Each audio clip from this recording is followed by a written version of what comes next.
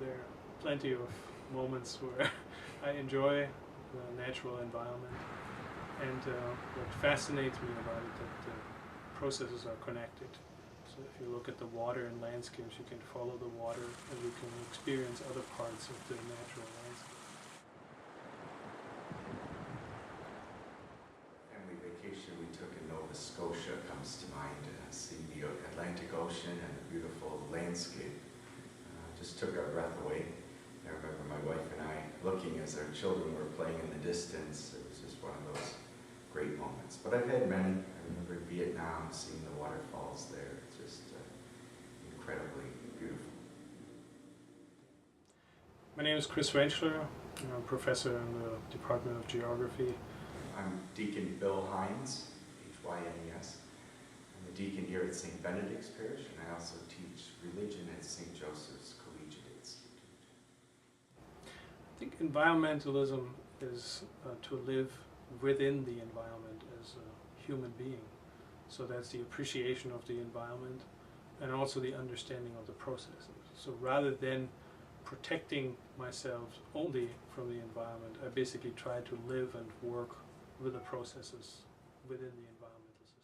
I think environmentalist, for me personally, is understanding that it's all one part of God's kingdom, that it's God's creation, that we are to care for it, to preserve it, to be aware that it's not just for us now, that we are stewards of God's creation, and that we have an obligation to care for it for our children and grandchildren and future generations. You're not talking millions of years here, okay? It's a different time scale. I feel like that I reach much more people, even if they just change their lifestyle and their habits a little bit. One can have a much larger environmental impact by teaching about those processes at a 100 level scale.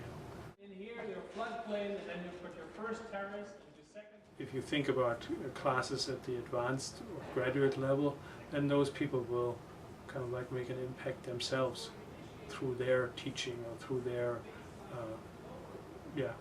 life of leading an environmentally sound career or lifestyle. That's true. I don't do enough of that, but to the degree that we can make people feel united, whether it's as a human race, as it's a religious unity, or even a student body, I think that also spills over to realizing it's one planet, and it's our turn and our opportunity now to lead in these areas and to take care of our planet. And perhaps because of our increased knowledge, to be much more conscious of the impact we're doing, both before we do something and afterwards as well.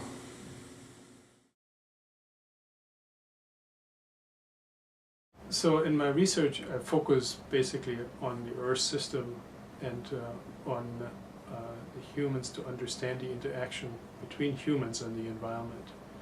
And we deal with extreme events like floods that are relatively often in their occurrence, but also with earthquakes that are less often.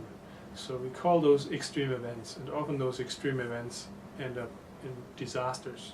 That is when we can't handle those processes.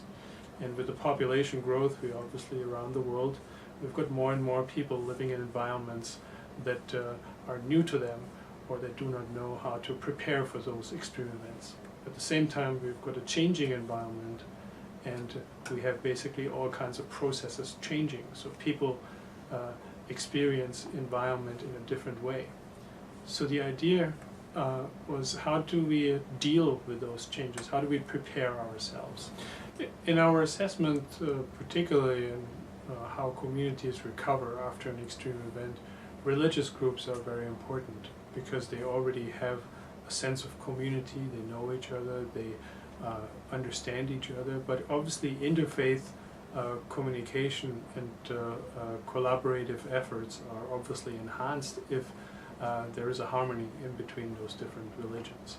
In some countries we have got a better situation, and some we don't. In some regions we even have got better ones, and some we don't.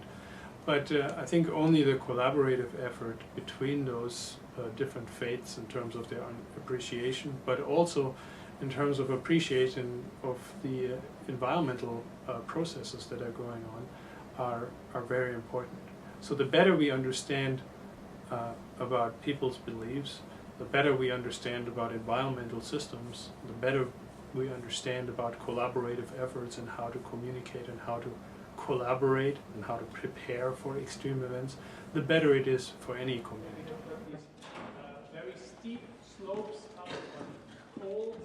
Yeah, I think it's, there's certain institutional things in its favor now. The United States Catholic bishops, I'll just speak for my church, has a number of documents that have come out, along with subcommittees of bishops, so there's movement. It's not just helter-skelter as it was in the past. And many parishes, including our own, have social justice committees that are making sure that that's brought to the fore. So there's a kind of forward momentum. There's no turning back on this issue now. How far we can push with it will be another issue, but I think the trend is upward on this. I once heard it described like where both science and religion are seeking for truth, just climbing the same mountain from different directions. And when we reach the top, we'll both be there. We just got there from a different way. And it's regrettable. I think sometimes the differences get a lot more airtime than the fact that we're really fighting for the same goal. I would agree on that. This is a cyclical process where we have got more activity in environmentalism, and then we have got more kind of periods where we kind of like forget about the environment. However, this cycle is getting shorter and shorter, and we basically on a daily basis face environmental changes and how they impact our lives. So I would predict in the next 10 or 20 years from now, we will have much more the occurrence that we would realize, hey, this is the environmental system that impacts my life. And most likely I impact the environmental systems through my behavior or through my society's behavior. So I believe that there is much more activity. It will be much more relevant to work on these topics in the future, and I think it will be also much more acknowledged than just accumulating a lot of wealth. I think a lot of wellness that is associated with richness is not necessarily the truth. So what you will discover is the wellness of these different systems and functions in communities will have a much greater impact about the overall wellness of a community. So the appreciation for environmental activism or environmental initiatives will grow in the next decades.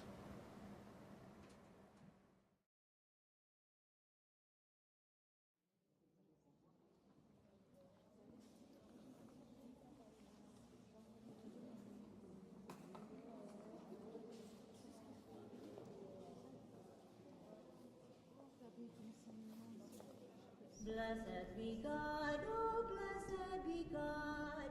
Blessed be God, oh blessed be God. Who calls you by name, holy and chosen.